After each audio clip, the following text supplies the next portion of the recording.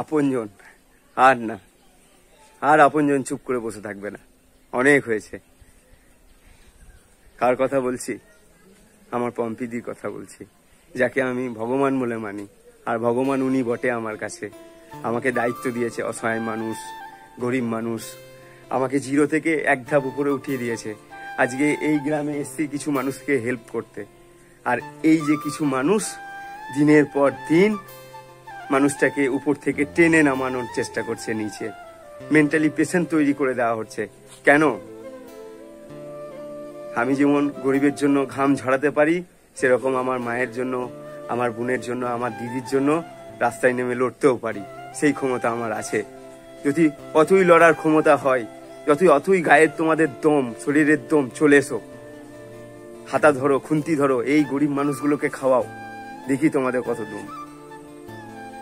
আর পম্পিদির পিছনে লেগে লেগে লেগে লেগে মানুষটাকে একটা মেন্টালি, গত 3 দিন ধরে আমি দেখছি ভিডিও, দিদি কি রকম ভাবে শুকিয়ে গেছে।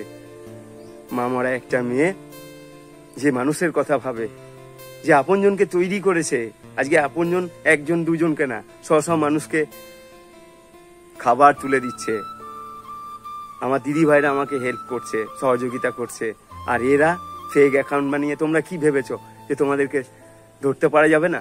2 মিনিট লাগবে তোমাদের ধরতে। তোমাদের ওই ফেক অ্যাকাউন্টেই লুকিয়ে আছে তোমাদের সব কিছু, তোমাদের ঠিকানা, নাম, অ্যাড্রেস, লোকেশন, সব কিছু। তোমরা যদি মনে করো যে আপনজন বাহাদুর এটা মিথ্যা বলছে, মিথ্যা করছে, মিথ্যা বাহানা বানাচ্ছে, তাহলে ইউটিউবে গিয়ে সার্চ করে নিও কমেন্টের ব্যাপারে। কমেন্টে কি আদৌ তোমাদের অ্যাড্রেস লুকিয়ে আছে? দেখবে, বলে দেবে, ইউটিউবই বলে দেবে। দেখবে পম্পিদি কি দায়িত্ব দিয়ে গেছে আমাকে। চলো দেখাচ্ছি।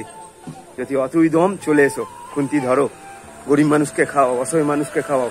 এই যে রান্না হচ্ছে এখানে, এই যে এখানে গরিব মানুষের লিস্ট হচ্ছে এখানে। হ্যাঁ, তাহলে আর তোমরা দিনের পর দিন মানুষটাকে নিয়ে এরকম ভাবে সবাই চুপ করে বসে থাকবে, কিন্তু আপনজন বাহাদুর চুপ করে বসে থাকবে না। যেমন অসহায় মানুষের জন্য ঘাম ঝরাতে পারি, সেরকম দিদিভাইয়ের শ্রদ্ধা, ভালোবাসা, মায়ের শ্রদ্ধা, ভালোবাসায় ভরপুর আন্দোলনে নেমে যেতে পারি পথে ঘাটে রাস্তায়। সেই ক্ষমতা আমার আছে। আজকে এসছি মির্জাপুর গ্রাম, এখানে 30 জন অসহায় মানুষ এই দুর্গাপুজোর সময় একটা বড় সংস্থা উঠে এসছে এখানে, আপনজনের সঙ্গে যোগাযোগ করেছে। এই দায়িত্বটা কে দিয়েছে? আমার পম্পিদি দিয়েছে আমাকে, দিয়ে আমাকে আশীর্বাদ করে গেছে। আর এটা আমি মৃত্যুর আগের দিন অবধি আমি ভুলবো না। আজকে দিদি ভাই আমাকে বলতে দাও, এই কিছু মানুষ যারা ফেক অ্যাকাউন্ট বানিয়ে এরকম ভাবে আমার দিদিটাকে,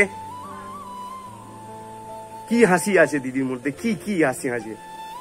কখনো যদি তোমাদের ইচ্ছে হয় যে একবার সেন্সেশন পম্পিদির সঙ্গে একটু কথা বলি, দেখবে হাসির মধ্যে কি লুকিয়ে আছে, উত্তর পেয়ে যাবে যে হাসিটা নাটক না মিথ্যা না অন্য কিছু। মিথ্যা মিথ্যা মিথ্যা হাসি, নাটক, ছলনা। কি ছলনা? যদি অতই ছলনা হয় সেন্সেশনের ক্যামেরা, যদি অতই নাটক হয়, তাহলে আপনজন বাহাদুর আজকে 100 মানুষকে খাওয়াতে কোনো দিন পারতো না। আমার দিদি ভাইরা আমার সাথে কোনো দিন দিত না আমাকে, তাহলে আমিও মিথ্যা তৈরি হতাম, আমার হাসিও মিথ্যা হতো। এরা